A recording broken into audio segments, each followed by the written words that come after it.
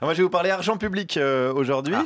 Voilà, l'argent public donc, qui permet de nous payer, nous, par exemple, producteurs, chroniqueurs, techniciens, jusqu'aux stagiaires.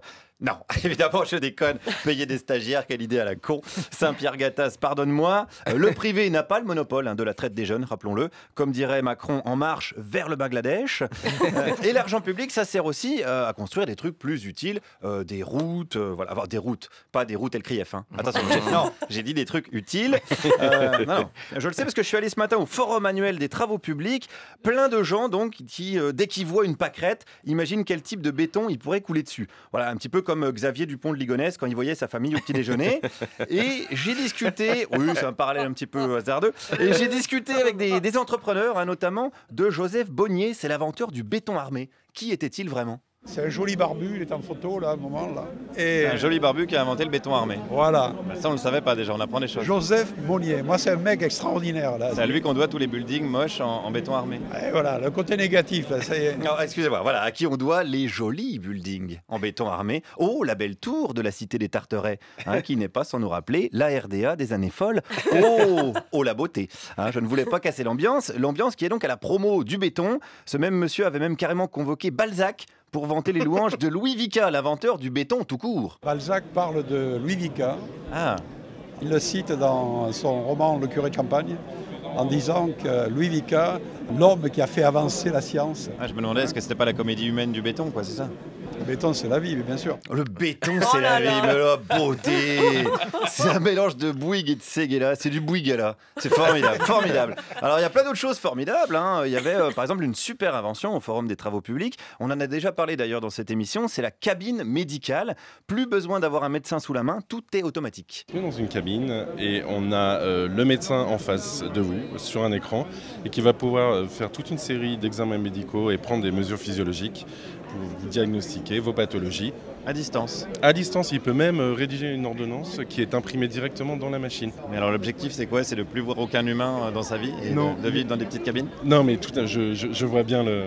Il n'y a pas, certes, la cabine, c'est une machine, mais on met toujours de l'humain autour de la cabine. Voilà, il y a de l'humain, mais autour de la cabine. C'est ça qui est important. Mais c'est le gars du local technique, essentiellement. Donc, si vous faites un AVC, il peut tenter de vous rebooter, mais ça marche pas super bien.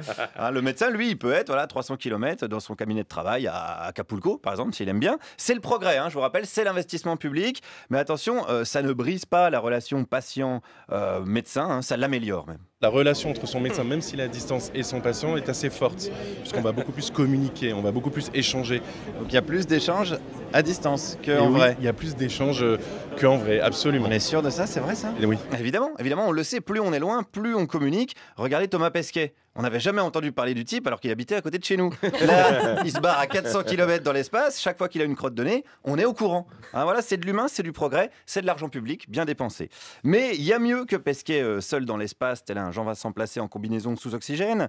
Et il y a justement sur Terre le bar à oxygène, présent au Forum des Travaux Publics. En fait, dans l'air, on n'a que 21% d'oxygène et avec cet appareil, on peut respirer jusqu'à 80% d'oxygène, 85%. Donc vous vendez de l'oxygène. on vend de l'oxygène. Vous vendez du vent en fait. Exactement, mais du vent pur. Oh, c'est beau aussi ça. Du vent pur, on dirait du François de Rugy. C'est beau, c'est chouette de savoir que l'argent public sert à vendre du vent. Il y a même plusieurs parfums de vent. Il y a le parfum par exemple Libido. On mixe l'oxygène avec des huiles essentielles et des arômes, ce qui fait qu'on travaille sur les deux thérapies. Et le flacon Libido permet effectivement d'être à l'écoute de sa sexualité. Donc on respire l'oxygène et après on est à l'écoute de sa sexualité. Le but recherché est celui-là. Et ça marche ? Je n'ai pas encore essayé, mais on peut essayer. Mais peut-être qu'à 10h du matin, Libido, je choisirais peut-être pas ce parfum-là tout de suite. Non, pas tout de suite, pas tout de suite. Ça, c'est un coup à se retrouver à quatre pattes dans un tractopelle de chantier. Parce que non, quand même, l'essentiel du forum, c'est des ponts, des routes, du bitume, de l'acier, de la bonne grosse infrastructure. Mais on a le pognon pour ça en France, d'ailleurs. J'ai demandé à un des représentants de la Fédération nationale des travaux publics. L'argent, il n'a pas disparu, il existe. À chaque fois, on nous dit pour la protection sociale, on nous dit qu'il n'y a pas d'argent, par exemple. Faut le canaliser au bon endroit, parce que je pense qu'il y a quand même de l'argent qui se promène. Ça n'a pas bougé. C'est ça, c'est une question de canalisation alors. Voilà, c'est canalisation. Voilà, tout à fait. Du coup, c'est les travaux Les publics. travaux publics, tout à fait. Voilà, tout est une question de canalisation. Est-ce qu'on a besoin de plus de personnel à l'hôpital public ou d'un aéroport à Notre-Dame-des-Landes ? Est-ce que c'est bien normal d'avoir payé des autoroutes avec de l'argent public et d'en avoir revendu la concession au privé ? C'est vrai que parfois, on a quand même bien profond dans la canalisation.